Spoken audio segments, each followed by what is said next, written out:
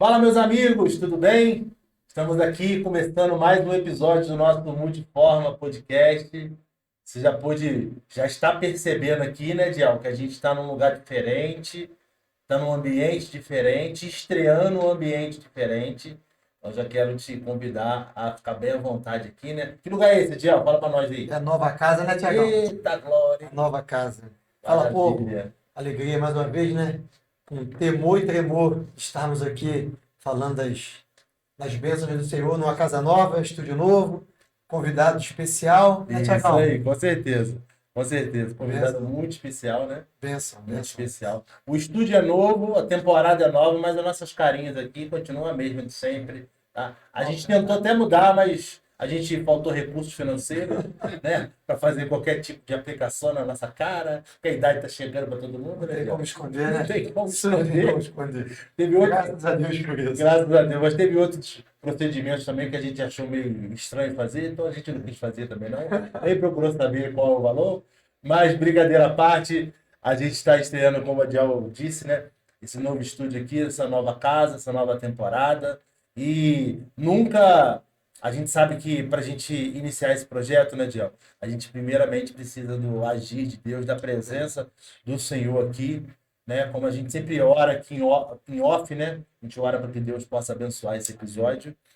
E sem ele nada seria possível. A verdade é essa. É verdade. Graças a ele também que a gente, antes de apresentar o nosso convidado, né, fala dos nossos parceiros, né, Diogo? Mete bronca. Graças aos nossos parceiros que a gente está aqui, a gente falou no última gravação que o reino de Deus é um reino de amigos. Amém. E louvado seja o nome do Senhor que nós temos amigos, né? Amém. E dentre esses amigos, nós temos os nossos amigos lá da Doce Alegria, que é a loja mais completa de doces, de alimentos, de bebidas na Estrada Mineira. Está lá localizada na Estrada Mineira, número 1587. Tá Eita, vendo? Tiagão sabe tudo. Nessa temporada eu gravei o número, tá vendo? A Diel falava que eu não gravei, né? Vamos ver no próximo episódio, né? Mas nesse episódio eu gravei.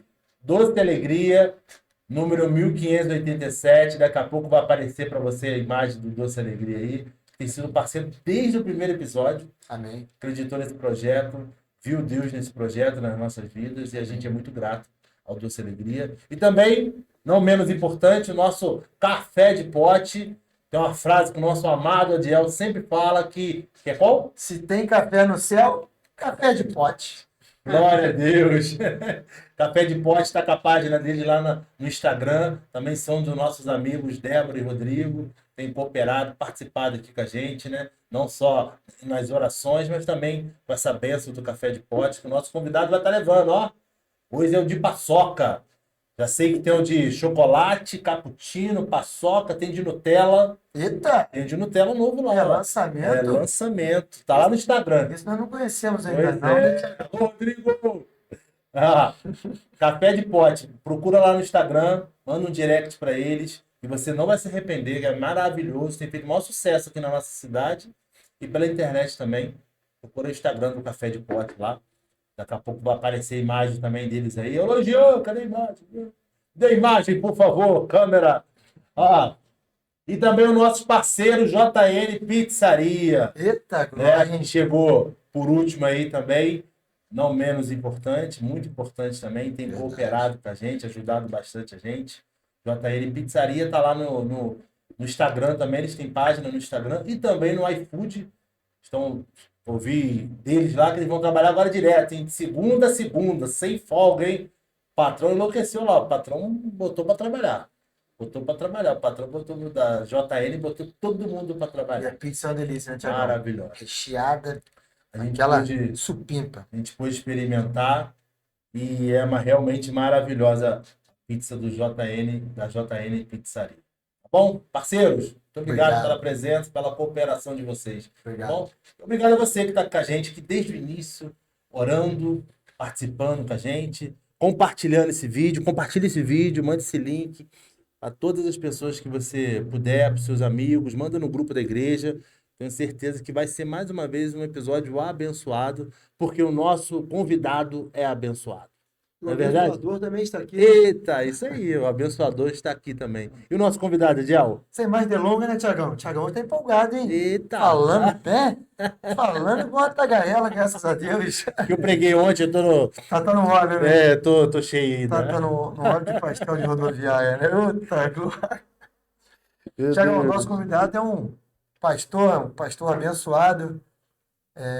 Conheço ele como pastor obreiro, É Tiago. mesmo? Por quê? Porque o homem faz obras e, ó, fica linda as obras do homem. Não só a obra de Deus, Obra mas de Deus também. e a obra terrena também. Eita maravilha, A hein? igreja que ele começa a trabalhar fica linda. Tive a oportunidade no Itamaraty, né? Na quinta-feira ficou linda a obra, parabéns. Deixar o pastor Almir se apresentar para a gente possa bater um bate-papo aqui. Pastor Fica à Almir vontade, Santana. pastor. Salva de palmas pro pastor Almir Santana, hein? Ah, Pois é, meu nome é Almir Santana, eu sou pastor há 35 anos, vim para a cidade de Petrópolis em 2004, mas já estou na estrada desde 1989, né, que foi o ano que eu casei, e foi justamente no ano que eu casei que eu ingressei no Ministério Pastoral, né?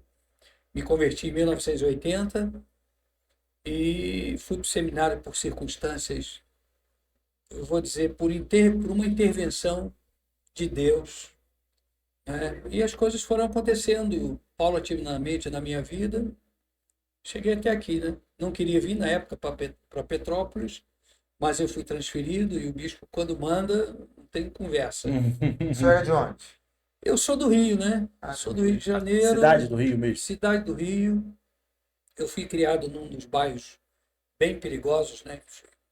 Barros Filho, todo dia tinha tiroteio, o negócio era feio.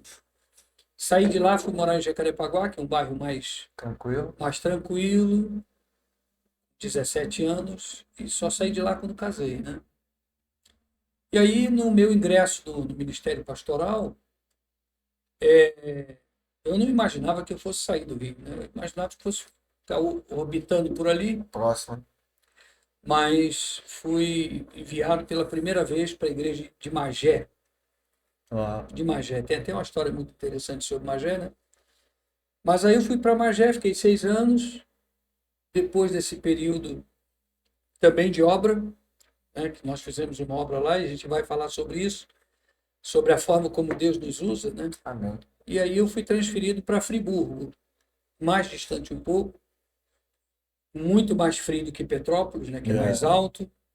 Fiquei também lá 6 anos e em 2004, no interregno de um concílio, por uma necessidade da igreja, o bispo reuniu o conselho e definiu que era eu que teria que vir para cá. Eu relutei e quase que implorei e fiquei uma semana, né, passando mal, tentando dissuadi-lo da ideia de me transferir, mas não teve jeito, né? E o bispo tinha uma visão assim, o bispo Ronaldo, saudosa memória, o bispo Ronaldo, ele determinou a minha vinda para cá, eu no início não entendi, e às vezes nós não entendemos mesmo, né, a forma como Deus trabalha, a gente resiste, reluta, mas depois nós vamos entender o que Deus está fazendo, né? E foi o que aconteceu comigo. A minha vinda para cá foi assim algo realmente de Deus. Uhum. Eu cheguei com aquele espírito de rebeldia, né? Me lembro que quando houve a reunião da minha transferência, o bispo bateu o martelo, "Você é o pastor Almir que vai." Ali eu já comecei a resistir, a não aceitar, passar mal. Uma semana em casa muito mal, né, emocionalmente.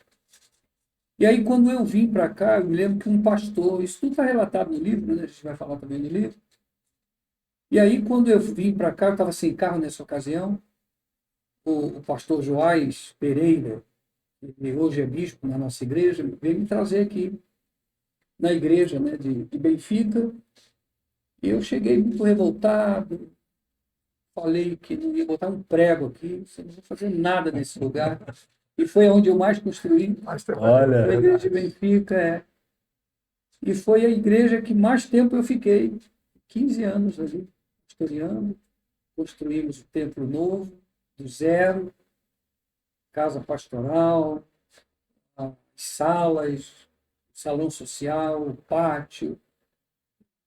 Deus foi dando graça e a gente foi fazendo, entendeu? Uhum. É assim. Maravilha. Maravilha. Tiagão, antes de continuarmos, vou dar a oportunidade dele falar da esposa, dos filhos. Já era minha Não, fala aqui, ó. depois vai puxar. Pô, não falou de mim, bem. Falou que casou, mas com quem? Esqueceu de Né? mim, bem. Poxa, bem. É assim que é. Eu sei que é assim porque eu também tenho. Então, pastor, falar da esposa, dos filhos. A filha, né? Mora na Alemanha. Ó. Eu tenho uma filha que mora na Alemanha, casou com um alemão e foi para lá, já está há mais de 10 anos casada, tenho 3 netinhos lá. Ah, legal. E eu tenho mais 3 filhos aqui. A Rebeca, que é a mais velha, casada, mora aqui também em Benfica. Um Cadu, casado com um Cadu, e tem 2 filhos. Um deles está lá em casa agora, que é o Bernardo, né, que ela trabalha em home office. E vai lá para casa, e a gente fica lá só babando a cria, né? Normal. O Bernardo foi apresentado agora no dia 4, primeiro domingo de agosto, lá na igreja. E eu tenho o Jonathan, que também é casado, agora está morando no Rio. Casou com a esposa do pastor João Batista, lá de Bangu. Com a esposa, não, com a filha. É o meu filho, o terceiro. Ah, E o caçula, que está com 19 anos, morando agora, está fazendo faculdade. E essa é a minha vida, né? Agora, eu já percebi que eu vou ficar dando muito spoiler sobre o livro, né? Porque quando eu resolvi escrevê-lo, eu venho contando minha história de vida, né? Uhum. Eu me lembrei, e essa foi uma das bases que me levou a escrever o livro, quando eu me converti. Eu me converti em 1980, no pátio do colégio onde eu estudava, em Jacarepaguá. E o rapaz que falou de Jesus para mim, Antônio Carlos, eu não o conhecia, ele parou na minha frente, naquela escadaria do colégio, na hora do intervalo à noite. Eu trabalhava e à noite eu fazia o segundo grau, já tardiamente, né? Você tinha quantos anos? Eu tinha nessa época 19, 20 anos. Solteiro ainda. Solteiro, casei com 29 anos, né? Uhum. E ele não falou dela ainda, vai falar, daqui a Não, pouco vai falar vou especialmente. falar. Então, ali tem um versículo que ele citou, diz: entrega o teu caminho ao Senhor, confia nele, o mais ele fará. E ali, a partir dali, tudo foi se desenrolando na minha vida e tal. E quando eu me converti, eu queria muito me casar. Porque o crente não tem que ficar enrolando, né? Ele vai casar, vai casar. Alô? Mas casar com quem? Alô, juventude, ó o recado aí, ó. Vai casar com quem, né? Tem que ser. Se não for a pessoa certa, não vai. É casar e separar, né? É.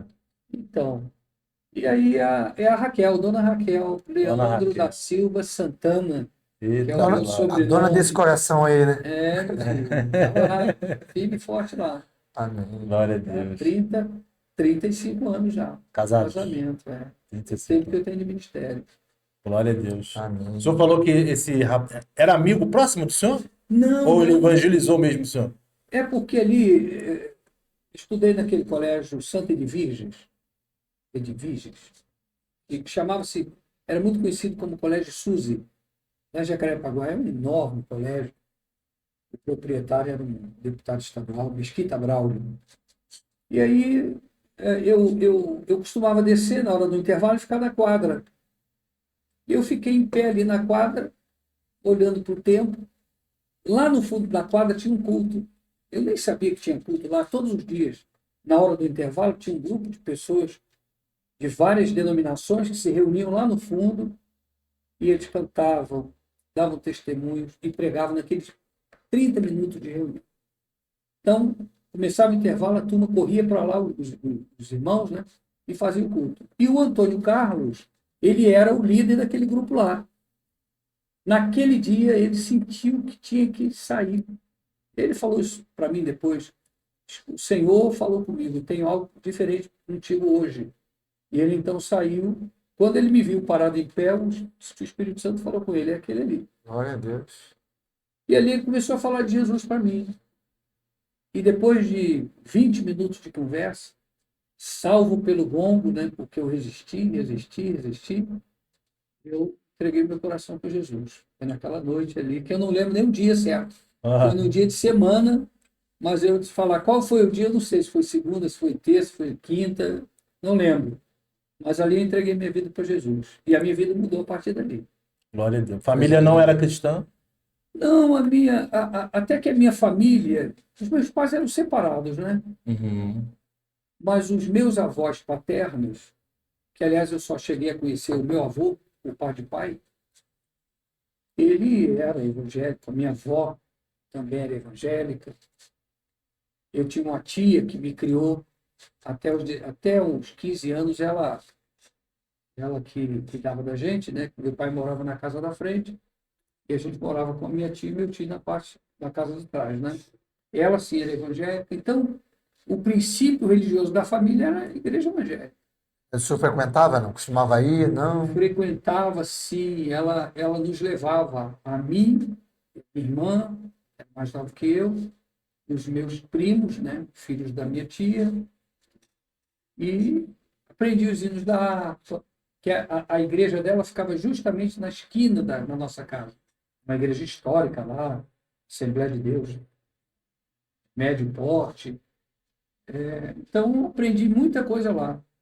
Foi um período assim, muito bom, de muito aprendizado. Uhum. Né? Eu acho que a nossa base começa ali. A experiência veio depois, mas muita coisa eu aprendi ali com a minha tia. Né? O meu avô pouco nos passou com relação ao Evangelho. Né? A única coisa que eu lembro é que eles eram evangélicos. Sim, sim. Eles frequentavam a igreja e tal. A gente estava falando aqui antes de começar a gravação sobre. Batendo um papo rápido, né? Sobre política, essas coisas. O senhor falou sobre essa. O senhor foi evangelizado de um grupo no colégio, de irmãos que falavam de Jesus, se reunia para falar de Jesus, né? Como é que o senhor vê hoje em dia os colégios, né? Não é sobre viés político, mas o senhor vê que tem faltado isso nos colégios, nas universidades, o povo de Deus se levantar e fazer mais isso? Eu acho que hoje acontece menos isso, né? Antigamente se tinha muito evangelismo pessoal, ar livres, nas escolas, né? Os grupos se manifestavam. Na empresa mesmo onde eu trabalhei, eu fui funcionário de uma empresa do governo estatal, e eu fiquei lá por 12 anos. Nesse período, nós fomos à diretoria pedir ao diretor da empresa que nos cedesse uma sala para fazermos cultos. Nossa. Ele cedeu. Hoje, eu acho que é até impossível você chegar numa empresa do governo e falar, nos ceda uma sala, ele Te vai manda dizer que não embora. pode. Até nas escolas, se você for numa escola estadual municipal, a orientação é não ceder, ó. Não pode deixar ninguém fazer culto aqui não. Virou um crime, né? Não pode o culto, né? Outras coisas podem, entendeu? Então, eu acho que isso, porque muitas coisas mudaram daquela geração, que foi a minha geração, de 40, 44 anos atrás, para hoje. Uhum. Vem As mudando. coisas mudaram completamente. A forma de você enxergar o evangelho, a forma de evangelizar, É. aquele padrão, tudo foi se modificando, né? Até a forma de cultuar o Senhor, né? Hoje em dia a gente vê algumas Exato. coisas meio esquisitas, né? Mudou, muita coisa mudou, eu não sei se foi para melhor, não. Verdade. Entendeu? E com relação ao comportamento dos evangélicos na escola, olha como foi importante. Muita gente se salvou naqueles cultos lá do colégio. Olha só. Muita gente. Eu lembro que tinha gente da Metodista, da Assembleia de Deus, da Igreja Presbiteriana, da Metodista, Wesleyana. Então, era um grupo seleto. E todo mundo com a sede de Deus muito grande, porque houve um movimento de reavivamento lá pelos anos 70, 75. Eu me converti em 80, então eu peguei aquele fogo, né, do primeiro amor. Muita gente nova convertida. A igreja que eu pertencia, que foi a Igreja Evangélica Maranata, O rapaz, quando não. não O é dele, rapaz, não. o rapaz era da Igreja Evangélica Betânia, de Marechal Hermes. Olha. Ele era casado com a Denise. Então, o povo ali, muita gente se converteu naqueles cultos de colégio, que eu fui testemunha, que eu vi. Né? Muita gente passou a frequentar os cultos a partir daquelas reuniões.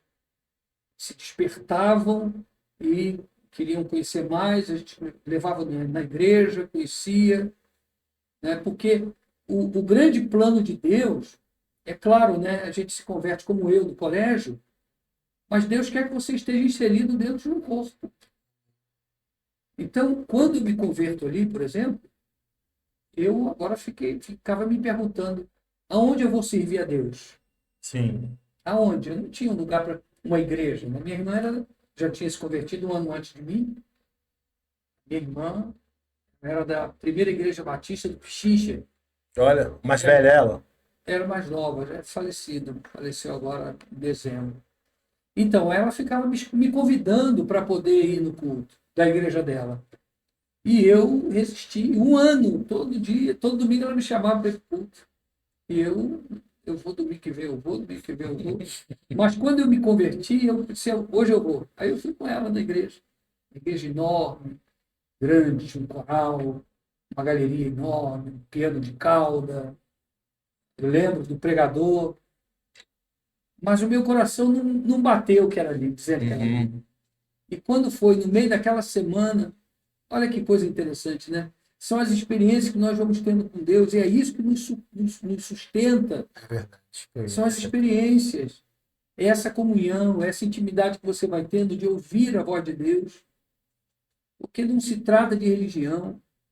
A religião é uma experiência, um contato direto com Jesus. Lembro-me perfeitamente que a minha irmã, nós éramos solteiros, ela disse, no quarto, conversando comigo, ela disse assim, tem uma igreja pequena lá no Largo do Tanque, pentecostal. Quando ela falou aquilo para mim, eu não sabia onde era, quem era o pastor, como é que a igreja era. Naquele dia, quando ela disse aquilo para mim, eu ouvi uma voz aqui na minha orelha. É. Lá é o seu lugar. Eita. Ouvi aquilo, Diel. Foi pentecostal?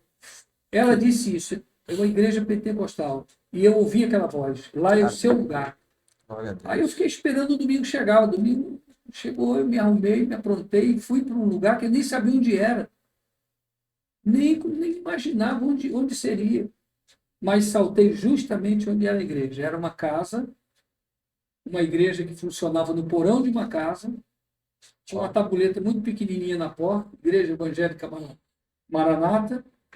Eu entrei, bem diferente da igreja da minha irmã, né? Sem discutir aqui questão de valores. A igreja organizada, enorme, não sei quantos membros, né? E lá a igreja era bem simples.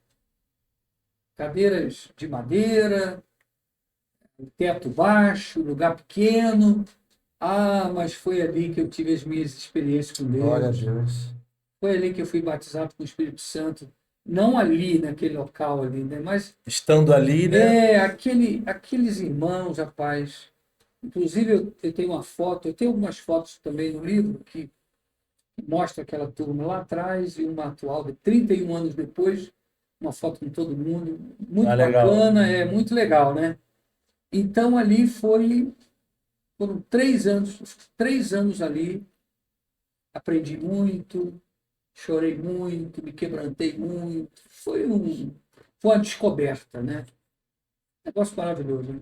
Foi E movido de confirmou Deus. aquilo que Deus tinha falado comigo lá é o seu lugar, porque quando Deus te coloca no lugar e você obedece, aí você vai descobrir a riqueza da vida cristã, né? Porque Deus vai confirmando as suas promessas na tua vida a partir da tua obediência, Sim. né? Eu fui para lá porque Deus havia dito e fiquei feliz lá. 3 primeiros anos da minha caminhada foi ali. Maravilha. Só depois que eu vim para a Wesleyana, em 1983, depois do retiro de carnaval. Pastor, deixa eu tirar uma dúvida. No livro, tem a foto desse irmão que evangelizou o senhor? Não, Isso manteve contato com ele? Não, nunca mais falou com não, ele? não. Porque ele não era da minha igreja, né? O Antônio Carlos, ele era da igreja Angélica Betânia, Você só ouvia na escola, então, no caso. só ouvia na escola, mas ele não estudava lá. Hum, Ele fazia filosofia na UERJ. Ah, já era bem, Ele ia lá mais buscar a velho, né? esposa, porque a esposa estudava lá. Entendi. a esposa estudava lá, entendeu? E ele depois se separaram. Eu o encontrei dentro de um ônibus vindo do trabalho, eu já era pastor. Olha, Eu me lembro que estava passando ali dentro do ônibus, na altura do Maracanã, e eu o vi sentado, o ônibus sempre lotado, muito cheio, e ele sentado ali. Depois da roleta, quando ele me viu, ele me cumprimentou. Que alegria, já tinha alguns anos que eu não o via, né? E que felicidade ver o Antônio Carlos. Ele segurou meu material. E aí, rapaz, ele me deu a triste notícia: não estou mais na igreja. que Se desviou. isso. Essas coisas a gente não pode esconder, né? Sim. Como a Bíblia não esconde. A Bíblia não esconde o pecado de Davi. A Bíblia não esconde esses tropeços. Coisas que ele diz assim: por que isso está na Bíblia? Por que Deus ele podia esconder? Não, isso aqui é feio.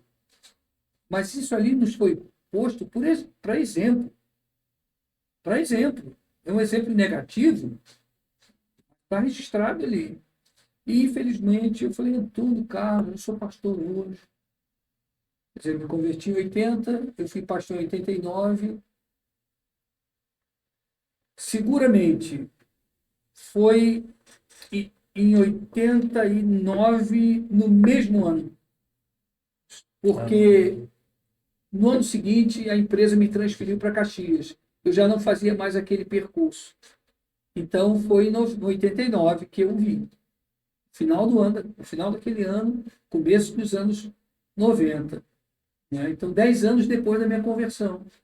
E ele já não estava mais na presença de Deus. Não sei se está vivo, se está morto. Mas quando eu oro, eu disse: eu não sei se o teu servo ainda vive, mas se estiver vivo, traz ele de volta. Eu oro assim, né? Mas nunca mais tive notícia, nunca mais ouvi. A última vez que eu vi foi dentro do ônibus naquele dia. Olha só. Uma triste notícia que não é mais servo do E Senhor. naquela época, eu lembro que ele fazia filosofia na UERJ, que o crente não podia fazer essas matérias. Hoje não. Humanas não, né? Humanas é um problema, né? Hoje não, mas havia um preconceito muito grande. E eu não sei se esse preconceito tinha alguma justificativa plausível, né, que justificasse a rejeição, mas o crente que fizesse filosofia, ele era Excluído. olhado, não chegava nesse extremo. ponto, ao extremo, mas ele era um pouco alijado isso aqui está num ambiente que não é muito bom. É como naquela época, muitos anos atrás, o crente não podia fazer seminário.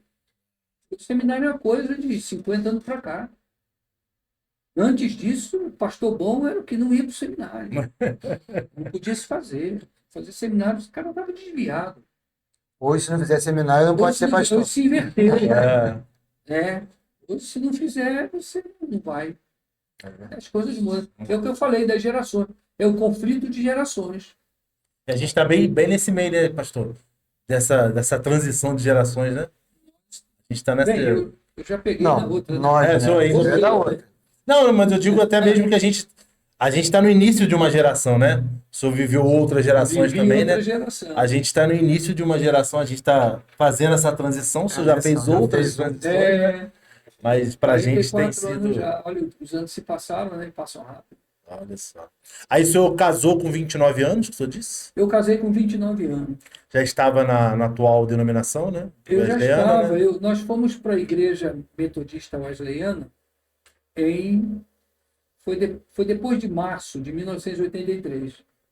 E eu não vou dar aqui muita dica, né? Porque está aqui. Tá no livro. Está Senão no livro. tem que comprar o livro, pessoal. A gente vai falar dele daqui a pouco. Experiência de um pastor. Entendeu? Mas foi muito dolorosa a transição para a igreja wesleyana. Foi muito difícil, muito difícil. Porque o nosso pastor, ele sentiu a necessidade de sair da igreja onde ele estava, muitos conflitos, e a coisa não estava andando lá muito bem, embora Deus usasse tremendamente. Não tinha culto que nós não chorássemos, não tinha culto que nós não sentíssemos a graça de Deus sendo derramada naquele lugar. Era uma coisa assim muito especial, né? Mas ele percebeu e achou que não devia mais, não dava mais para ele. E ele tentou outros caminhos, né? Procurar outras igrejas, procurou a Assembleia de Deus do Malafaia, o pastor Gilberto Malafaia, que é o pai do Silas. Pai do Silas. Eu estudei, o Silas foi meu professor, 4 anos no seminário, né? Família Malafaia todinha. Que eu estudei no Instituto Bíblico Pentecostal, IBP, né? Era na Penha também? Instituto? Não, ele agora está lá na Penha, mas ele era lá em São Francisco Xavier. A gente pegava o trem em São Cristóvão, saltava na estação de São Francisco, era até 10 da noite, saía dali correndo para pegar o trem, para ir embora para casa. Chegava em casa meia-noite, por aí, nesse horário, meia-noite e pouco. Então,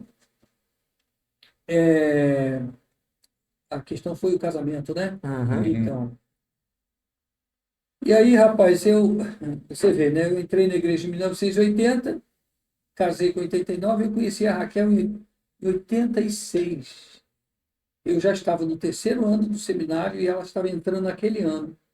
Ela entrou no meio do ano, foi em agosto daquele ano. E aí, foi uma questão assim, que eu não vou dar muitos detalhes, mas eu havia feito um voto a Deus, de que se Deus me desse uma pessoa para casar, eu me casaria, venderia o meu carro. É um voto que eu tinha feito. Uhum. Entendeu? Não vou falar muito disso, que está aqui. Isso, Tá no aqui, livro. isso Ih, é ó. uma coisa preciosa aí. E quando Deus confirmou tudo, não teve jeito. Eu marquei o casamento, nos casamos de forma simples na Igreja Wesleyana de Bangu, uma igreja histórica também, no Eu Rio de conheço a Janeiro, igreja lá. Rua Fonseca. Você esteve lá na época Eu do tive. pastor Vitor? Hamilton. Do Na Hamilton. transição do Hamilton pro Vitor. E- Do Vitor pro Hamilton, né? Quando o Vitor saiu, voltou a Petrópolis e o Hamilton O assumiu. Hamilton sumiu. É. Então, me casei lá naquela igreja. Entendeu? Igreja grande, quente na época. Não é tão grande, não. Quando eu Acho que fui é lá, menor então, do que a nossa. quando eu fui lá, eu tava fazendo reforma, então ela tava bem grande. Né, mas não chega. Eu estive lá agora recente. É. O que foi feito ali é que o pastor Vitor, na época, ele adquiriu o terreno do lado para fazer um Estacionamento, eu não lembro tinha, disso, eu lembro. entendeu? E a igreja fizeram lá uma reforma muito interessante, né? Colocaram um ar lá, pastor, que misericórdia. Tem ar, lá Quando tem nós ar. fomos lá, Se não tiver ar, Bangu, rapaz. nós estava na boca do lobo, foi sangue de Jesus tem poder, que calor, hein? Porque Bangu é o lugar, é o Mais ponto quente do mais quente do Rio, que ali é uma bacia, né? O ar passa por cima e ali fica. Eu tenho uma casa ali, minha mãe mora lá. Olha Ah, só. mano. Tá lá. Pastor, você estava falando sobre obediência, né? E o livro de Gênesis diz, né, que Deus abençoou Isaac por causa da obediência de Abraão. Né? Obediência, não só na vida cristã, mas na vida nossa também, do dia a dia com nossos pais. Alô, filhos! Obedece seus pais. Quando eles falam, eles sabem o que eles estão falando. Né? Não só na vida cristã, né? Na vida da gente, a obediência é primordial, né, Tiagão? Com certeza, com certeza. Eu até fiz um videozinho que vai sair nas nossas redes sociais Eita! falando um pouco sobre isso, né? Sobre a importância da gente se manter nesse lugar chamado obediência, né? Nesse lugar que a gente recebe as bênçãos de Deus, né, pastor? Olha a palavra de Samuel para Saul, né? Tem tanto prazer Deus nos sacrifícios do que em que lhe obedeça, né? É uma coisa que Saul não aprendeu, né?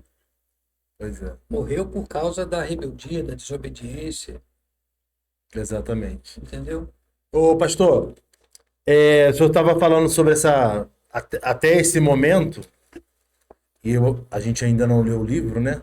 Se está no livro, o senhor não vai falar, lógico. Mas até esse momento, o senhor relatando um pouco da sua história, eu não vi nenhuma resistência, tanto ao cristianismo, e agora entra a minha pergunta, quanto ao ministério pastoral. Como é que foi esse chamado do senhor para o ministério pastoral? Naquela época que eu me converti, havia uma febre dentro das igrejas de fazer seminário. Né? E eu me lembro de um irmão que hoje também é pastor, e ele continua lá na Maranata, daquela minha primeira igreja. Uhum. Então, esse colega disse, vamos fazer seminário, vamos fazer seminário. Ele, inclusive, me levou para participar de um culto no seminário, que no seminário você tem a capela, né? Uhum. Chama-se capela, é aquele momento, no intervalo, que tem um culto. As salas se esvaziam, vão para um auditório, tem um culto de 20 minutos, meia hora e todo mundo volta para a sala. E eu fui lá participar. Quem pregou nesse dia teve um pregador, né? Mas quem estava lá ministrando também, que era o diretor do seminário, que era o pastor Lourenço Olson, um americano, já um senhor naquela época. Meu coração nunca bateu. Por determinadas coisas, eu nunca me deixei atrair facilmente por determinadas coisas, né? Aí, aí que está o lance, o grande lance é esse, é deixar que Deus te fale. Uhum. Você não pode ser movido pela emoção. Você não pode fazer as coisas baseado no achismo. Tem que deixar Deus fazer. E eu trabalhava na empresa, e a empresa, naquela ocasião, estava recebendo os computadores, né? Estava se informatizando. Para nós, tudo aquilo era uma novidade. Sim. Os computadores no trabalho, né? E eu fui fazer um curso, eu falei, vou fazer um curso na PUC, de 1 ano e meio, que tem um peso de faculdade, né? Uhum. Que era tecnólogo de computador. Eu falei, vou fazer. Pedi dispensa naquele dia de manhã, fui para Gávea, né, onde fica a PUC, e fui lá com aquela sede de fazer o curso. Cheguei lá, eram umas 9 horas da manhã, me dirigi direto lá para o local onde se inscrevia, fazer inscrição. A moça que me atendeu disse, ó, já encerrou. Falei, já encerrou? Já. Esse curso é tão disputado que já fechou. Aí eu fiquei ali assim, sem saber o que fazer. Lá tem um campus enorme, né? Eu fiquei lá naquele pátio, de braços cruzados, olhando, pensando na vida. Puxa vida. Sabe aquele desalento? E ali Deus falou comigo, claramente, eu ouvi mesmo. Quando eu falo que eu ouvi, não é uma. Não estou jogando conversa fora. Sim. A gente sabe quando Deus fala com a gente. E eu ouvi mesmo. Ouvi de escutar. Sim. Eu ouvi aquela voz falando comigo. Vai para o seminário. Aí, junto com a voz, veio o desejo. E eu comecei a fazer o seminário. Mas acreditem se quiser, eu fiz o seminário 4 anos, depois mais 1 ano de administração eclesiástica, mas eu não tinha ideia de que eu seria um pastor. Eu estava estudando porque eu já tinha terminado. Queria ter uma formação. Eu queria ter uma formação, não é? E só. E eu só fui mesmo ali por um colega muito, muito próximo, muito amigo meu, que estudava comigo na sala. Éramos da mesma denominação, que é um pastor hoje, pastor César de Carvalho. Quando ele encerrou, nós encerramos, ele disse assim, vamos procurar o pastor Ronaldo? Para quê? Não, vamos dar entrada nos nossos documentos para quê? Não, mas nós vamos. Eu falei, não quero isso não. É engraçado que Deus me deixou pensar que as coisas iam ficar daquele ponto, que não iam passar dali. Até porque eu ainda trabalhava na empresa Uhum. e a minha ideia é ficar por lá e me aposentar lá. A gente tem ideias, né? Tem planos, né? A gente tem planos, né? Diferentes das de Deus. É. E Deus me deixou pensar o que eu queria. Aí, quando ele falou, insistiu, vamos lá, e eu falei, olha, cara, eu não quero ir não. Não, vamos. Falei, tá bom, eu vou, mas não vou abrir a minha boca. E fui com ele na casa do pastor Ronaldo. Sentamos no corredor da casa dele, tinha a porta principal, tinha umas cadeiras. Sentamos ali e o rapaz começou a falar com o bispo sobre. Nós terminamos o seminário, documentação, recebeu toda a orientação ali, eu fiquei quieto. Entendeu? A ficha ainda não tinha caído que o que Deus tinha na minha vida era o ministério pastoral. É um negócio assim meio assustador, né? É assustador, mas Deus faz coisas loucas que você não entende, né? Hoje eu entendo com clareza que era plano de Deus, que Deus tinha aquele plano. É como diz a pregadora, né? O escolhido não tem escolha, né, Tiago? Não tem. Escolhido não tem escolha. Rapaz, mas foi maravilhoso, maravilhoso, né? Agora, o ministério pastoral é muito árduo, né? É muito árduo, é desgastante, porque o desgaste não é físico. Às vezes, até o físico reflete, mas é o estado emocional, entendeu? Enquanto eu fui 3 anos ajudante. Quando você está sentado no carona, você vem dormindo na viagem, meu irmão.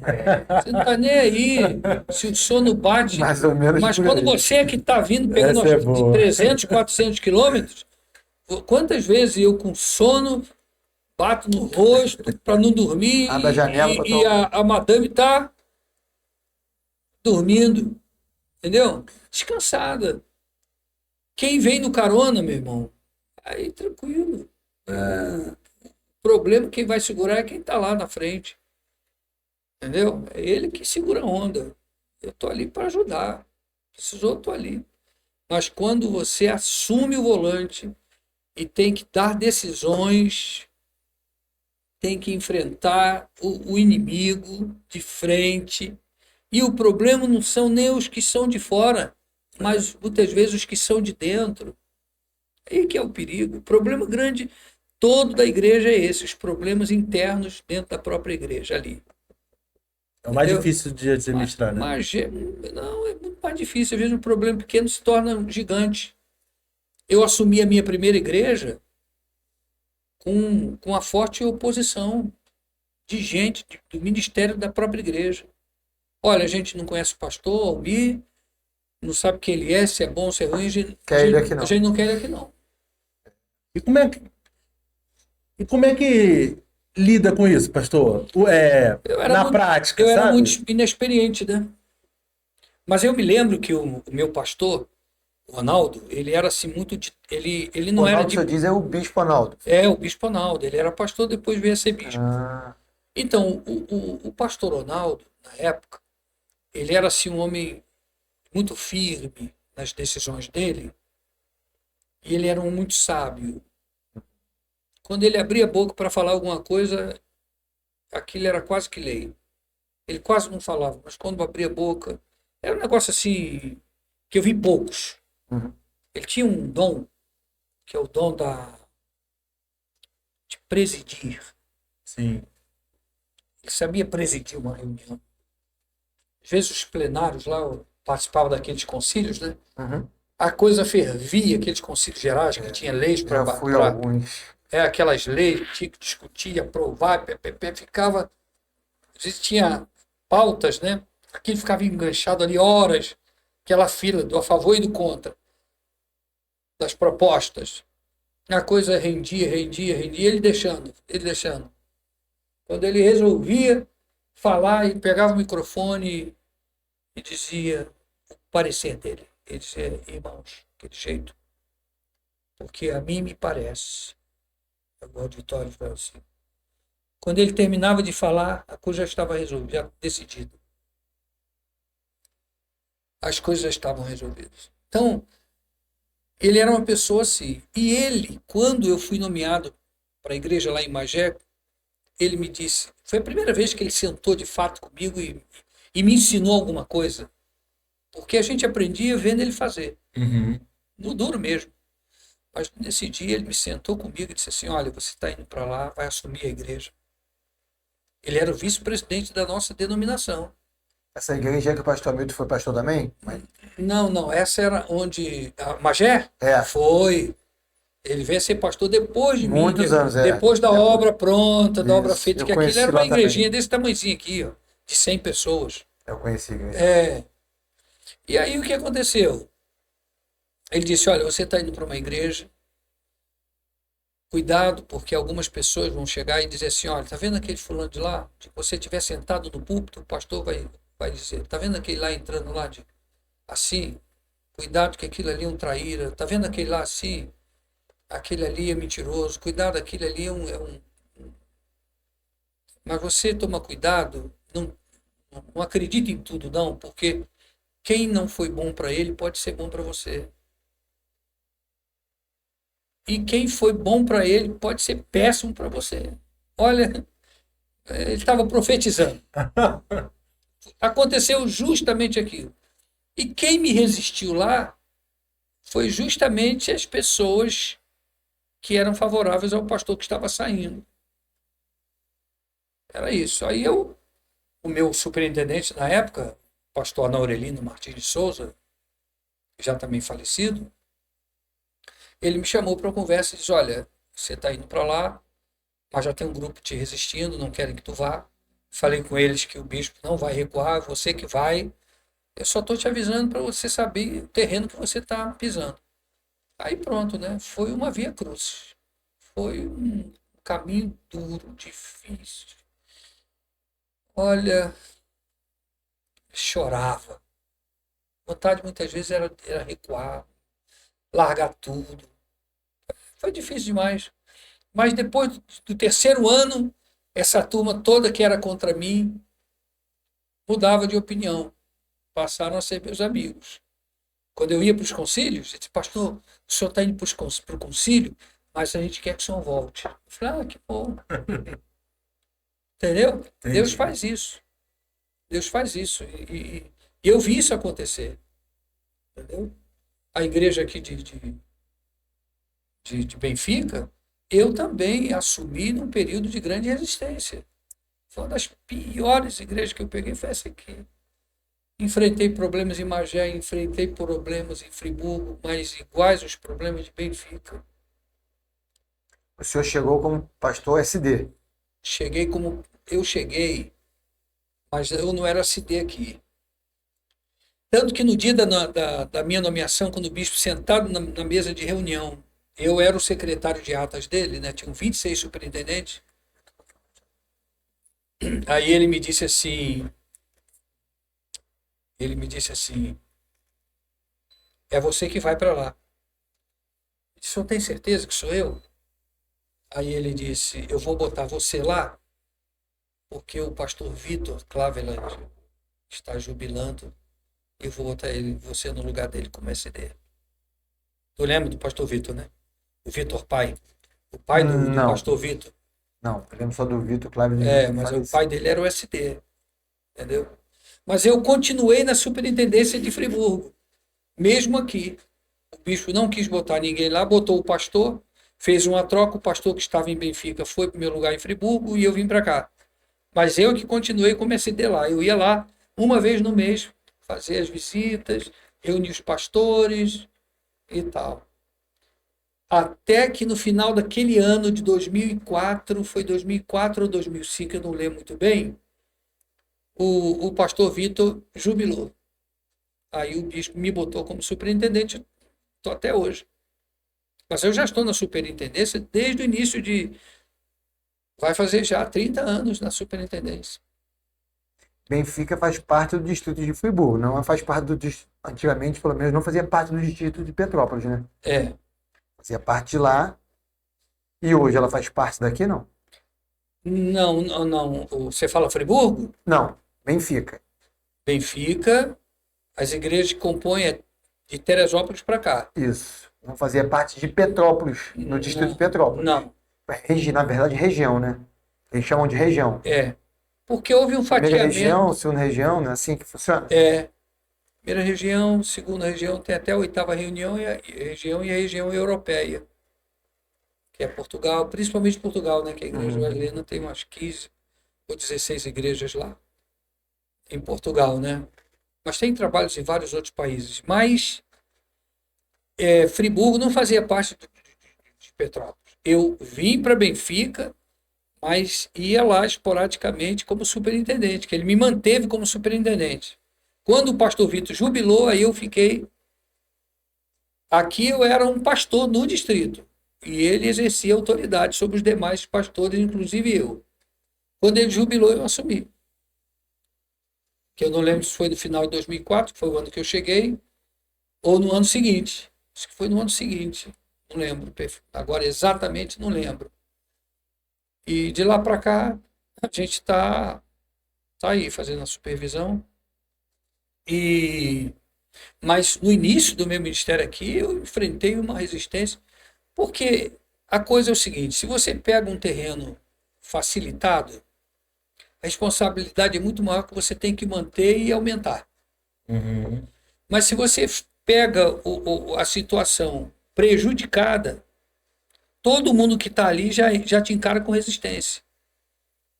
Porque nenhum pastor vai ser bom o suficiente para ser aceito. A resistência não era nem sobre o pastor Almir Não em si, né? qualquer Mas um que viesse ia enfrentar o que eu enfrentei.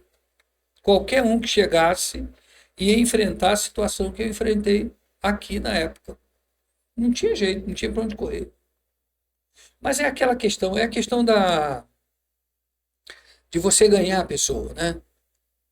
Se você deixou um terreno saudável, qualquer um que chegar vai encontrar um terreno bom sim. para se trabalhar.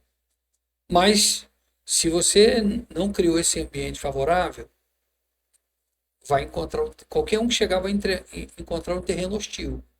Eu encontrei, infelizmente, um terreno hostil.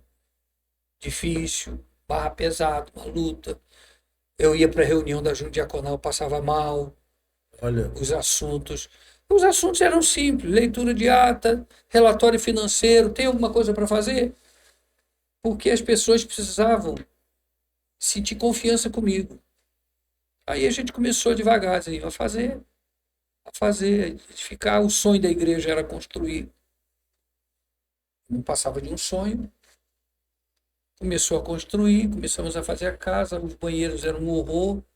Fizemos os banheiros assim, bem bacanas, né? Na época, inclusive, o Vitor Claveland, foi pastor na Central, ele veio aqui uma programação especial que nós tivemos, que é o Ele Vem. Aham. Ele virá, ele vem, né? Virá. Ele virá. Tinha um furo na mão. Então, ele veio aqui, né, participou do culto e tal, na nossa igreja, que ele foi uma base, que ele foi lá nos banheiros e disse: rapaz, que tá melhor do que os banheiros da Central. Aí foi a partir dali que ele resolveu fazer a obra do banheiro da Central. Tá um luxo, né? Você entra no banheiro da Central, tá um brinco, né? Lindo. Fez uma coisa assim, luxuosa, maravilhosa, né? Mas aí eu comecei a fazer a obra e Deus me deu uma graça para fazer obra, porque se eu posso dizer assim, eu tenho dom, é esse. é. Eu não tenho dons que eu gostaria de ter. Tem muita coisa que eu queria fazer, mas não consigo. Não está em mim. Mas se me der um negócio assim, tu vai fazer uma obra aqui. Não tem dinheiro, não tem nada, não sei como te explicar, mas sai. A coisa vai. A administração eclesiástica ajudou nisso? A matéria que você teve, a aula? Um ano de... Foi pós? Não. A administração eclesiástica da nossa denominação é para você conhecer a história do metodismo e a forma como a igreja funciona administrativamente, questão financeira, questão de rol, essas questões, né, sobre o patrimônio da igreja. É uma aula que você tem para saber como é que a igreja funciona por dentro. Entendi. Tanto que quando um pastor vem de fora, de outra denominação, eles são obrigados a fazer essa aula para descobrir como a igreja funciona. Entendeu? Mas o senhor, quando fez teologia, o senhor fez teologia Eu fiz o na faculdade, bacharel. na faculdade normal, não foi Normal. na Não, Wesleyana, não. não. Eu já era da Wesleyana, mas fez não teologia fiz por causa do lugar, era distante. Uhum. O seminário nosso ficava em Nilópolis. Eu trabalhava na Leopoldina. Como é que eu ia para lá? Assim, era uma luta. E você tinha que pegar um trem ali na praça, aquela Praça da Bandeira, estação Lauro Miller, saltava em São Cristóvão, de São Cristóvão você trocava de trem para outro ramal, que era o 42, o 33 era o Japeri, a linha que ia para Japeri, e o 42 a linha Santa Cruz. Você tinha que pegar um trem lá para Nilópolis, Nova Iguaçu, aquela região lá, né? E os trens iam assim, mas eram empaçocados, igual esse negócio aqui. Eu me lembro que você, rapaz, entrava, eu entrei no trem uma vez, tinha tanta gente, que eu tentei me ajeitar em pé, Fui levantar o pé, perdi o lugar do pé. Sem exagero. Isso não é piada, não. Eu levantei o pé, não tinha mais chão.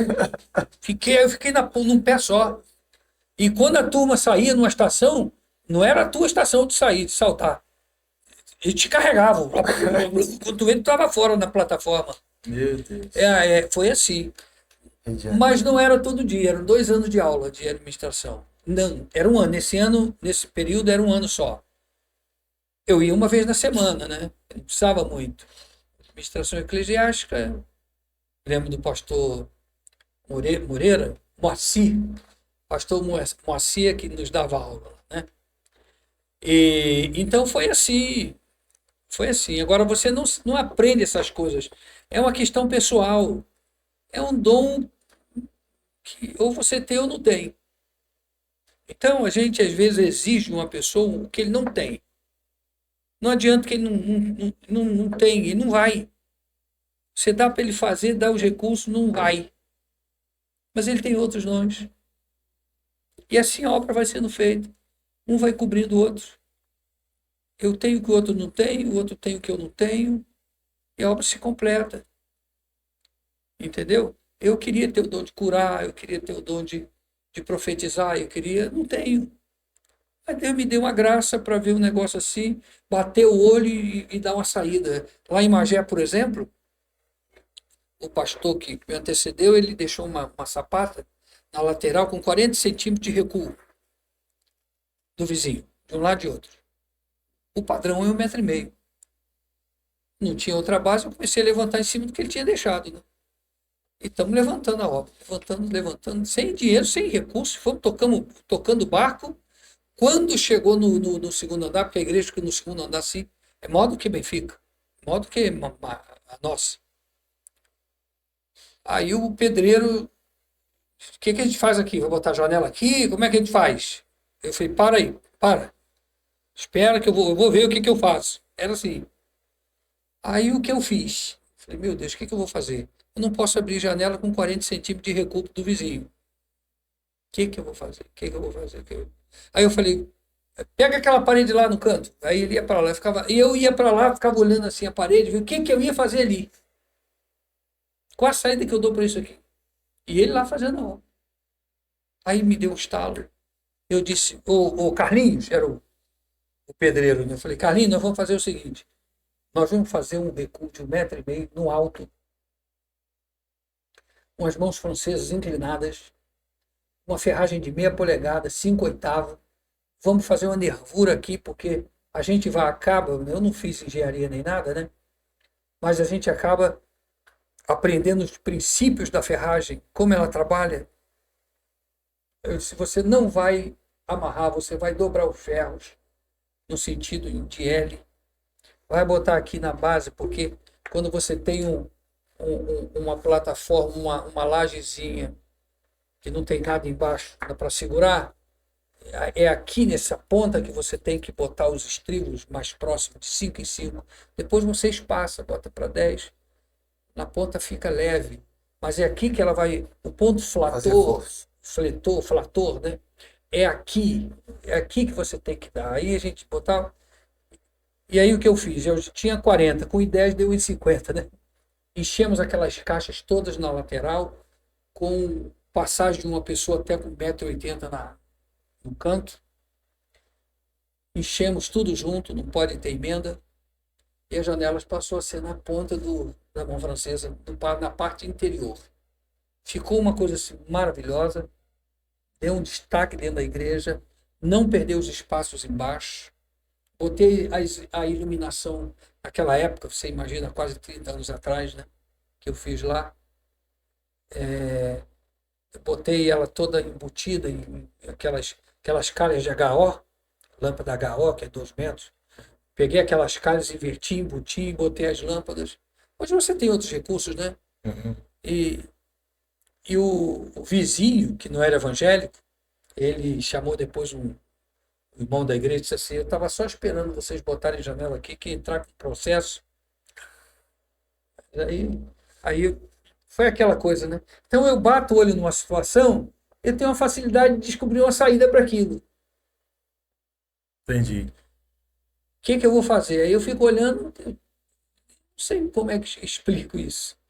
Eu bato o Dom de olho, Deus, né? é o dom mesmo, né? É dom de Deus, com E certeza. você viu aquilo lá, a obra que foi feita aqui, por exemplo, no Itamaraty? Aquilo, rapaz, foi uma coisa que eu coloco aqui. Aquilo não foi. Não tinha dinheiro no Itamaraty pra fazer obra. Não tinha. Isso é até uma curiosidade, sabe? O senhor, como pastor já Experiência. experiente, na caminhada e na vida também, né? Conselho, duas perguntas, na verdade. A primeira é que conselho o senhor pode dar para pastores que, ao ouvir esse relato do senhor, principalmente esse finalzinho aí, não tinha dinheiro, mas a gente sabe que a gente tem muitos planos, né, Diel? Inclusive aqui pro nosso podcast, por exemplo, mas falta recurso, assim como qualquer outra área da vida, né? Na maioria do brasileiro, né? A primeira pergunta seria essa: que conselho o senhor poderia dar para esse pastor que está assistindo a gente? Que também tem planos, talvez ele não tenha esse recurso financeiro, sabe? Mas para que ele não pudesse desistir desses planos. Essa é a primeira pergunta. E a segunda pergunta, eu acho que é um pouco mais complicado. Se o senhor teve resistência, os membros da igreja, sobre obras, que deve ter, com certeza, deve ter se levantado alguém falando assim: não, a gente tem que investir dinheiro em cesta básica, como se obra, o templo não fosse também importante. Cesta básica é importante, mas a casa também é importante, né? Então são essas duas perguntas aí. Então, eu acho que o obreiro, cada um completa o outro. Se o obreiro quer fazer, mas ele não tem, porque tem gente que não tem aquela pegada para fazer. Entendeu? E não adianta muitas vezes ele ficar insistindo. Eu acho que quando você descobre que não é tua praia, bota alguém que consiga. Alguém da sua confiança, alguém que gosta do tema, da situação, e alguém que você vá dar apoio. Sim. Porque em toda igreja, se o pastor não pegar na frente, como diz o ditado popular, na alça do caixão, a coisa não anda. A igreja pode querer, porque o nosso sistema, né, por exemplo, é diferente do sistema da Batista. A Batista é a igreja soberana, a Sim. igreja é independente. Lá você tem uma forma de administrar, você tem um administrador, que não é o pastor. Então, o administrador, ele é que coordena tudo que tem que fazer na igreja, se precisar liderar a obra, tudo é com ele. Claro que o pastor tem a sua tarefa ali também, que ele não está ali como um espantalho, né? Ele tem a sua função. Na nossa igreja, o sistema já é diferente. O sistema já é episcopal. A igreja, ela não é soberana em algumas decisões. Ela não pode interferir se quer ou não o pastor.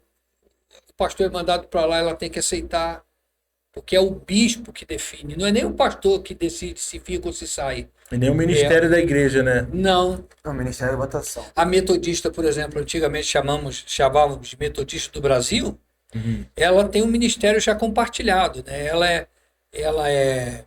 Ela tem um pouco de autonomia, a igreja local, na formação de um grupo de trabalho, mas ela continua sendo de regime episcopal, ou seja, o bispo é quem vai determinar. A igreja pode querer que o pastor permaneça, e o pastor quer ficar, mas se o bispo achar que tem que tirar, tira. Se o pastor não quiser ficar, a igreja quiser que ele fique, a última palavra vai ser sempre a do bispo. Sim. Então, o obreiro que quer fazer, mas não tem condições, porque ele não tem. Não é culpa dele não ter o traquejo para o negócio, é o dom. Ele vai ter outros dons. Então, ele bota alguém, ele que não pode é ficar parado. Simão, vem cá, eu estou te delegando, você vê o que faz, eu te dou apoio, vamos junto aqui, tal, tal. Porque na igreja vai ter gente assim. Na igreja vai ter pessoas que vai te ajudar a fazer o negócio, né? Não pode deixar como está. Entendi. E a outra pergunta era... Se o senhor encontrou resistência, sim. né? Olha, normalmente a igreja quer que se faça alguma coisa. Nesse particular, não. Quando você começa a fazer obra, é tudo que a igreja quer.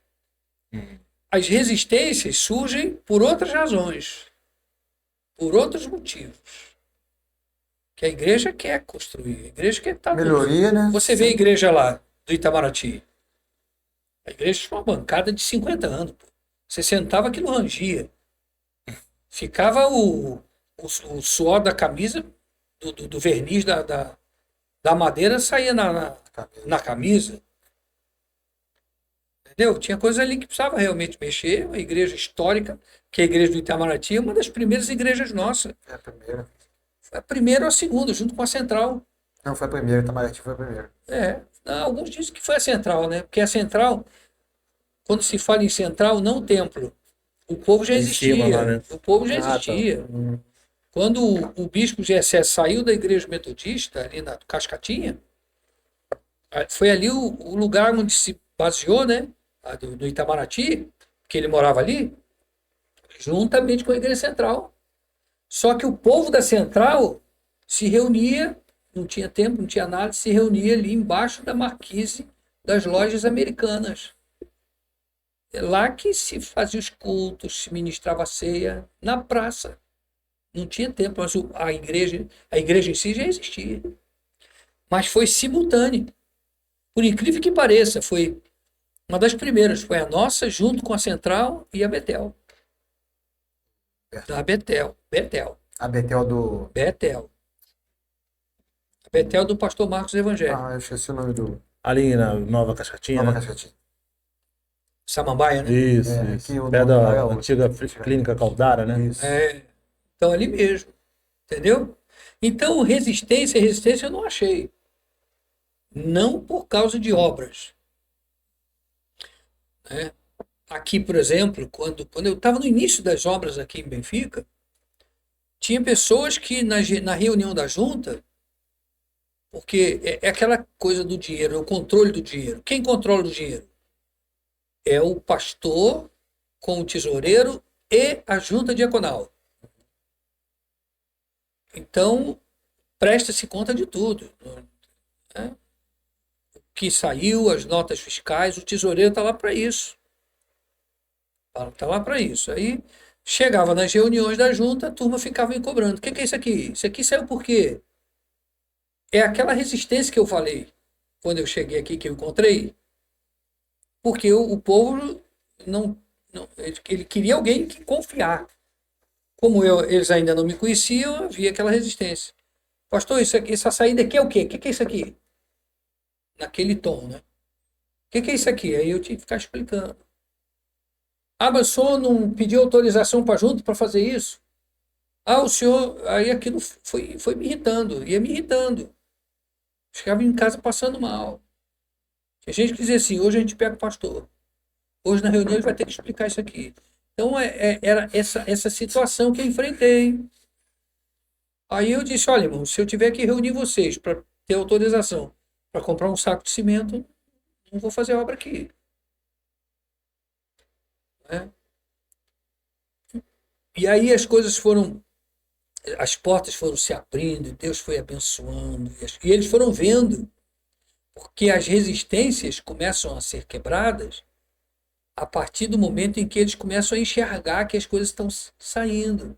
Estão sendo claras também, né? Está sobrando dinheiro no caixa, coisa que não acontecia. Não sobrava dinheiro. Aliás, eu comecei do zero, não tinha nada. Quando eu vim para cá, tinha R$1.000, mil e poucos reais numa conta. Tá bom, há 20 anos atrás era o quê? R$5.000? Não sei quanto, não sei. Mas não era dinheiro suficiente para se começar nada. Nós fizemos uma casa pastoral lá em 10 meses. Boa, com 2 salas, 3 quartos, boa para qualquer família chegar em uma cozinha enorme, tudo do bom e do melhor, tudo Fabrimar, tudo Deca, tudo normal, bonito, coisa de primeira qualidade. Fizemos um templo, rapaz, aquele templo lá de Benfica, você conhece lá, né? Então, aí eles foram vendo e foram baixando a guarda. Enfrentei as resistências, mas normalmente não é por causa de obra. O povo quer fazer. Normalmente é o pastor que não quer. O povo fica chateado porque não fez. Mas quando eles veem que a coisa está... Tanto que quando eu abri a boca aqui, eu não vou falar como foi a questão do Itamaraty, foi um caso também muito atípico. mas eu não vou dar esse spoiler. É. Tá Se no livro quiserem, também. tá no livro aqui. Foi um milagre o início. Não tinha dinheiro, tinha R$ 2.000 no caixa. R$ 2.000. Era o dinheiro suficiente para contratar o rapaz que ia raspar aquele chão que tinha lá. Vermelhão. Amarelão, na verdade. Não Ele vermelhão. tinha um verniz ali no chão, né? Uma resina Uhum. que precisava ser removida para botar o piso que está lá. Botar uma argamassa e colar, né? Aí eu chamei um calafate, que era um amigo meu, disse, olha, a minha máquina faz calafate de madeira, para piso de madeira, não piso de chão, mas eu vou fazer aqui para você. Ele gastou, foi folhas grandes assim, daquela de lixa, da mais grossa que existe, botava na máquina e saía raspando aquilo, para deixar áspero, para aceitar a argamassa. O dinheiro que tinha no caixa foi para pagar ele, R$ 2.000. Aí, mas eu sou assim, eu começo e daqui a pouco eu não paro. Só, nós vamos fazer só isso. Desci com o povo, lá pelaquela parte de baixo, botei os bancos lá embaixo, deixei aquilo livre e reuni a turma e disse, vamos fazer? Ah, vamos embora. Vai vir o Calafate, vamos desmanchar esse púlpito, aquele púlpito alto? Vamos desmanchar? Vamos. Aí, vamos tirar aqui esse fundo de madeira rústica que tinha na parede? Vamos. Aí juntou o grupo. Tudo no mutirão. A turma e eu só na coordenação. Que eu pego junto, mas tem coisa que... Aí ficou um grupo lá, o Wagner, aquela turma do louvor, desmancharam aquele púlpito que tinha lá de madeira. Ali, rapaz, quando o pessoal subia naquela escada, aquilo rangia, eu falei, meu Deus do céu. Os adultos subiam, ficava aquela tropa lá em cima, eu falei, meu Deus do céu, isso aí qualquer Era hora muito dessa dá um antigo. problema. Aquilo era muito antigo. Mas quando se desmanchou, a estrutura estava firme, de madeira, por baixo. Mas a escada de acesso, aquilo para quebrar, estava muito perto. Aí eles desmancharam num dia, o camarada do Calafate resolveu num dia, em 2 dias, o outro tirou, aí eu disse, vamos comprar o piso? Vamos. Aí foi no crédito, aqui na Certa. O Gustavo é gente boa pra caramba, né? O dono da Certa, gente fina. Aí o Gustavo, vê lá o que tu faz. Ele fez cara, sabe quanto estava o preço do metro quadrado? R$ 79 o metro daquele piso de porcelanato. 79. Aí eu consegui com pisos Eliane na fábrica por 29. O mesmo piso. Aí eu voltei lá no Gustavo e falei, Gustavo, é o seguinte, olha só. Tá 79 aqui. Vou comprar lá na Eliane, são 300 metros. Pô, me faz aí, Eliane. No dinheiro. Eu falei, olha, 3 vezes. Tá bom, vende para ele. Venderam por 29. E fomos tocando o barco. Mas Deus era tão bom que Deus é fiel, né? Aí o irmão disse assim, pastor, uma irmã, pastor, quanto é que é aqui? Falei, irmã, foram 3 parcelas de 4.000. Deixa que uma dessa eu pago.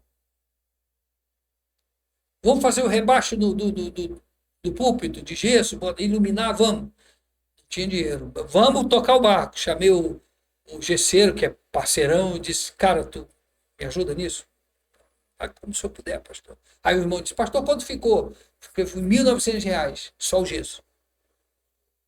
Deixa que eu pago. E assim foi. Deus vai levantando. Rapaz, nós fizemos aquilo tudo lá, rapaz. As poltronas. R$ 50 mil foram as poltronas. São as mesmas da... Botei lá. Em 1 mês e meio, menos de 2 meses, tudo que você está vendo lá foi feito nesse período. E Deus foi confirmando. Quer dizer, o povo quer ver. Não há resistência quando você está fazendo obra. E outra coisa, não fiquei com dívida, não. Outro bispo, o que saiu da igreja, o bispo Calec, perguntou no dia da inauguração, o outro pastor que vier para o teu lugar aqui, vai ficar com quanto de dívida? Eu falei, não tem dívida aqui não. Está tudo pago. A única coisa que tinha a pagar eram as poltronas, que eram 10 parcelas de 5.000, que a gente, justamente quando entrou a pandemia. Eu fiquei realmente preocupado. Eu disse, meu Deus, como é que eu vou pagar isso aqui? Se a igreja não pode reunir mais o povo, continuou dizimando, depositando na conta da igreja, não prejudicou em nada.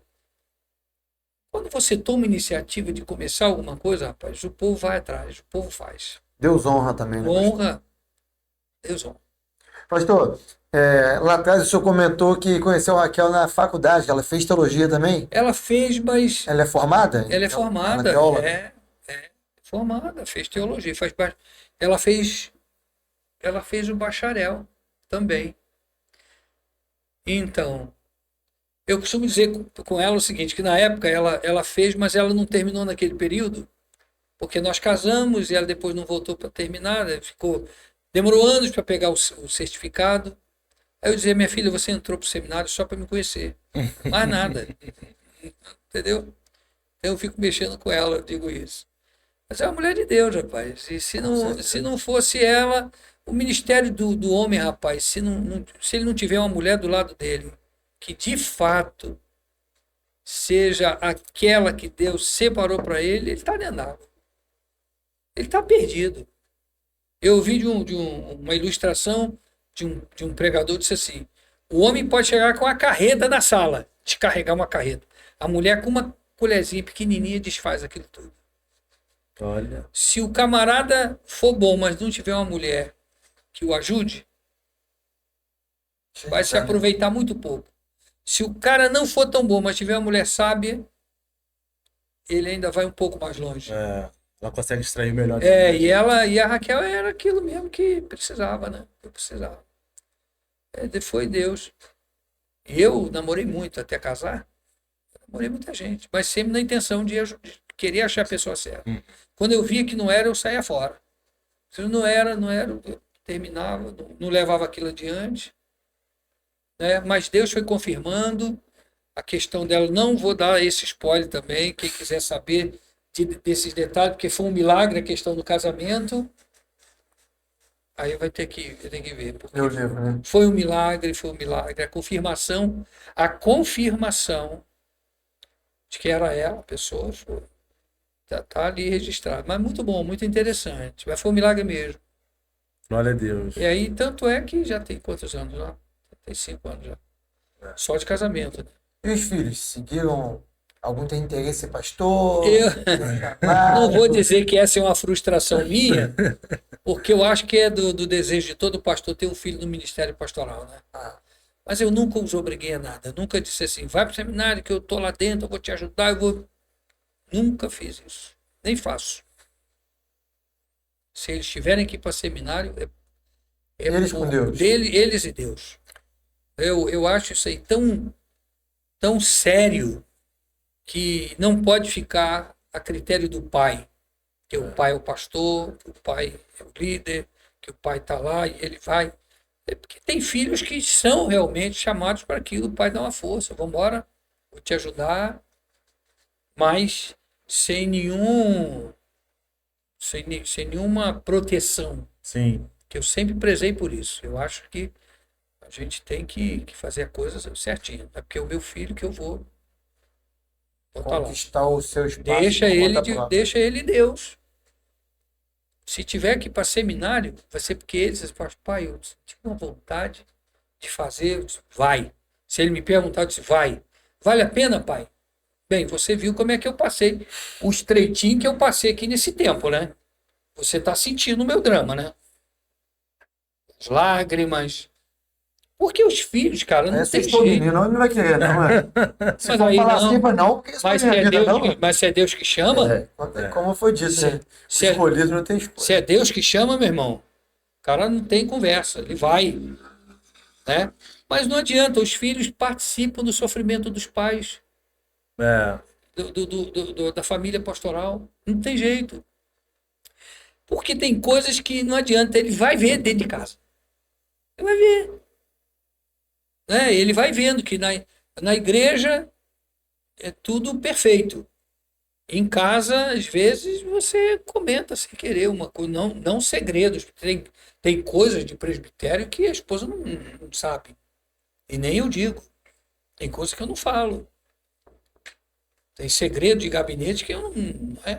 É aquela questão do padre do confessionário, ele ele está vedado a falar, pode ser até para a polícia, para quem quer que seja, o que o outro falou na confissão lá.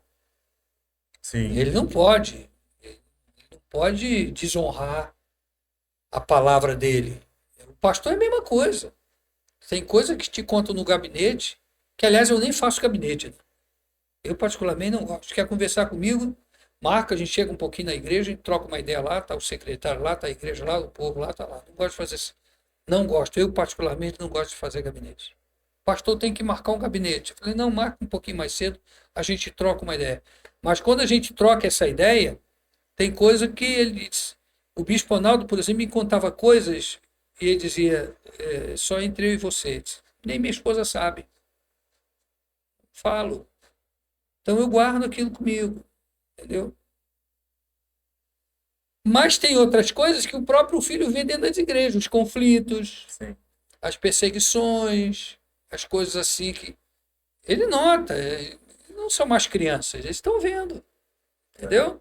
Se tiverem que ir para o ministério pastoral, é por conta deles, é eles e Deus. Mas sabendo da realidade. Sabendo né? a realidade, eles já sabem.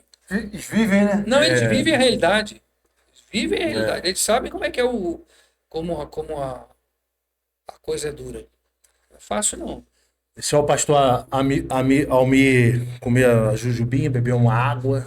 Enquanto isso, vocês vão falando aí. A gente vai falar um pouquinho para ele entrar falando um pouco do livro dele, né? Lembrar novamente e agradecer os nossos patrocinadores. Patrocinadores, parceiros. Patrocinadores a gente ainda não tem. Ainda. Só parceiro. Como é que tu falou na última gravação? Patrocinador? Patrocinador. Patrocinador. Só temos Glória a ele. Deus. Temos parceiros, Patrocinador, Papai do céu. o Doce Alegria, que tem acreditado muito na gente.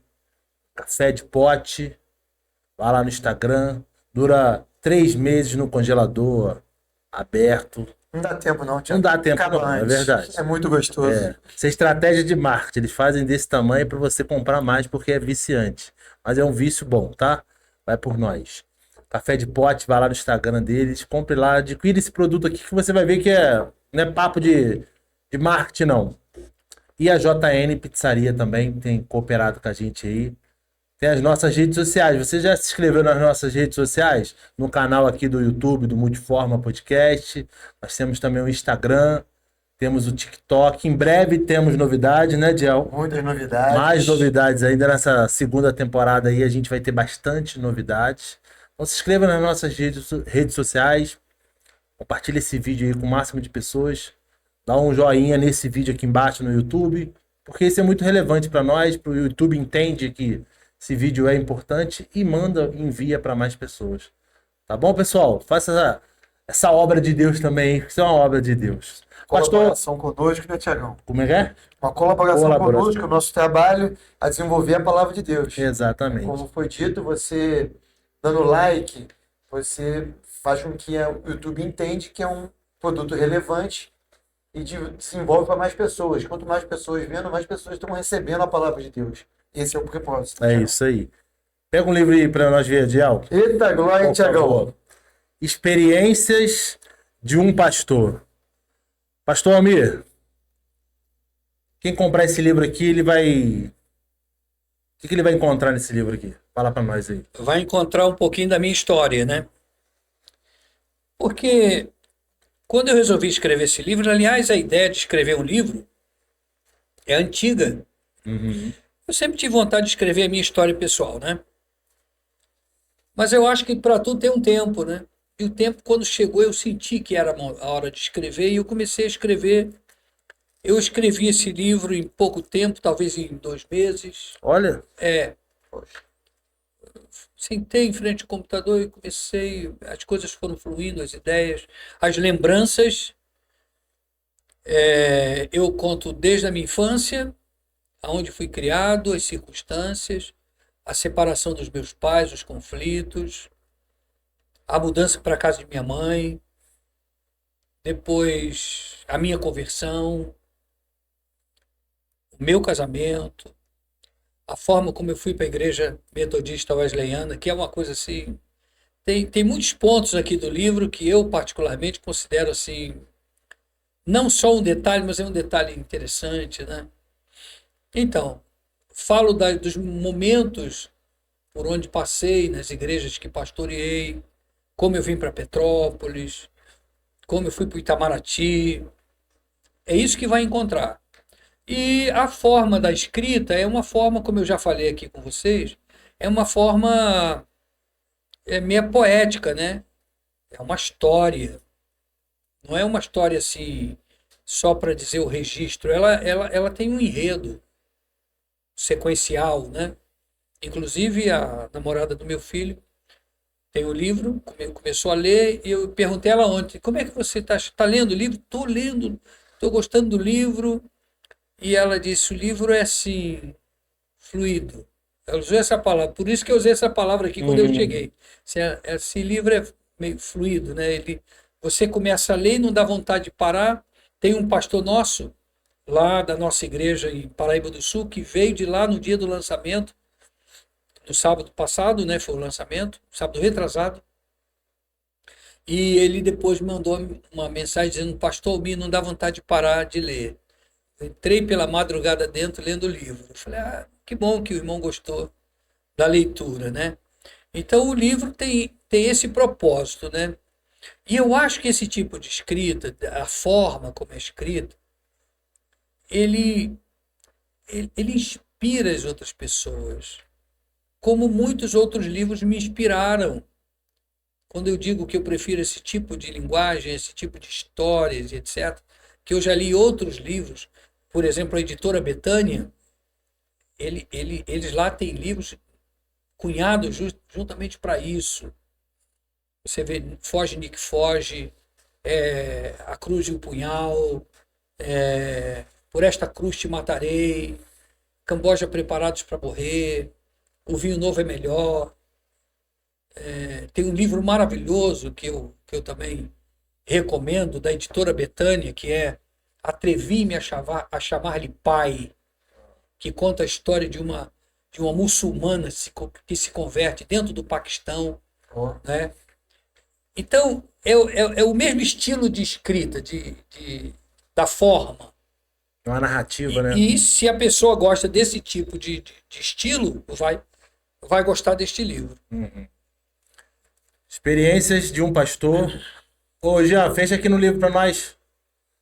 O Pastor Almir, onde o pessoal pode comprar esse livro aqui? Fala para nós. Como conseguir, né, comprar esse livro? Aqui atrás, olha, tem um contato pelo Zap. Ok.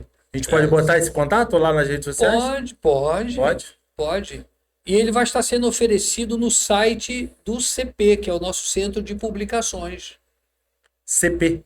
O Qual Centro site? de Publicações. Tu lembra? Eu ainda vou disponibilizar, né? Essa semana a gente coloca também no... Essa semana foi que eu entreguei lá para a nossa casa publicadora, né? Centro de publicação, que eles ainda vai colocar. Não colocou ainda, mas quem desejar ter esse livro, a princípio, é pelo site ou me procurando na igreja do Itamaraty. Essas redes sociais é do senhor também, Facebook, Instagram e WhatsApp. Eu na verdade tenho Face, eu não sou muito ligado às redes sociais, não. Eu tenho Face e eu pouco entro. Eu tive Face, né? Eu usei muito o Face na época da pandemia, quando a gente fazia os cultos online, né? Eu usava no meu Face. Mas certamente eu vou colocar no Instagram da igreja Wesleyana do Itamaraty. Okay. Então é mais fácil encontrar fácil encontrar pelo Zap. A gente vai botar o número do WhatsApp aqui embaixo na descrição desse vídeo, ou na igreja do Itamaraty, indo direto na igreja, né? Lá, eu vou deixar. Visita lá, né, com certeza. Eu vou deixar lá do escritório algumas caixas, e quem desejar sabe que o endereço é lá, Rua Doutor João Barcelos, 160, Ponte de Ferro, Itamaraty, e o Tiago... Que não sou eu. Tiago é o secretário lá da igreja. Depois de 1h da tarde, 2h da tarde, ele está lá atendendo, né? Ele pode vender. A R$35, que é um precinho básico. Preço o livro maravilhoso. Tem 159 páginas. A história que está aqui não tem preço, né, irmão? A verdade é essa, né? Na verdade, esse podcast foi uma pincelada do livro, né, Tiagão? Exatamente. Se você quer assistir esse podcast, você vai ler o livro, você vai entender ainda mais o livro. Mas tem muito mais coisas aqui. Com certeza, não. O podcast foi só uma Só uma pinceladinha. pincelada, Foi só botar uma aguinha na boca. É, uma só aguinha com açúcar. é isso O mesmo. mel tá aqui dentro. É, Ó, Verdade. eu como pastor posso te garantir que seu pastor adoraria receber esse livro de presente. E isso é uma cantada, hein? Não, Tô sentindo não é uma só uma cantada cantada, aqui, não. meu pastor. Nem era não, mas eu tenho certeza que seu pastor adoraria receber esse livro de presente. E você, como ovelha, adoraria saber o outro lado, como funciona, né? Exatamente. Como caminha, como bate o coração de um pastor, as experiências dele, como ele lidar com essas experiências. Então é livro para pastor, para ovelha. Tenho certeza que já é uma bênção na vida de quem já leu e vai ser uma bênção na vida daqueles que irão ler também. Livro não muito grosso, fininho, ó. Quem tem o hábito de ler, em uma sentada lê, né? Sentou em uma madrugada lê. Ali, O pastor lá de Paraíba do Sul, né? leu. Em uma madrugada, ó. Pastor Amâncio. Pastor Amâncio, forte abraço, Pastor Amâncio. Então, se você já tem o hábito de ler, em uma hora você está lendo esse livro aqui, pela forma de escrita que o pastor disse, né? Mas eu ainda sugiro a pessoa sorver. Na igreja mesmo, eu disse, pastor, eu não consigo parar de ler de cima. Não lê tudo é numa rápido tacada não, só, né? não. Vai sorvendo, capítulo por capítulo. Eu, por exemplo, estou lendo de novo. Só para ver algum ponto, outro, né? Mas eu estou no capítulo por capítulo. Eu quero até prosseguir. Falei, não, paro. Amanhã eu li o próximo. Eu acho que é melhor assim. É, também Entendeu? acho que é Maravilhoso. melhor também assim. É, melhor assim. Vai meditando nas experiências. Vai Consegue meditando. absorver mais, né? Exatamente.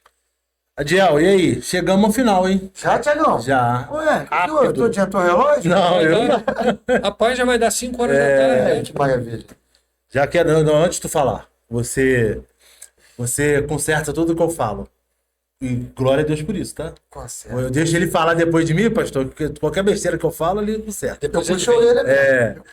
Aqui, Ele não fala bem. antes de passar pro Adiel, já quero agradecer o senhor aí pela presença, pelo convite, né? Pela disponibilidade, por poder derramar um pouco da sua vida nas nossas vidas e na vida dos nossos amigos que irão assistir esse vídeo aí.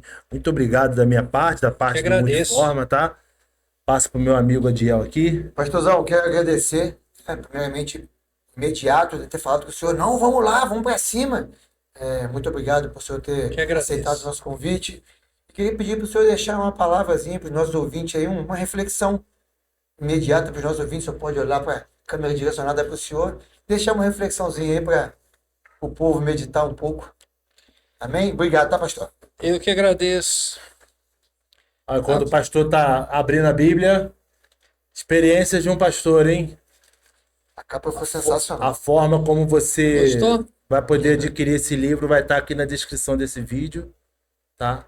Experiências de um pastor.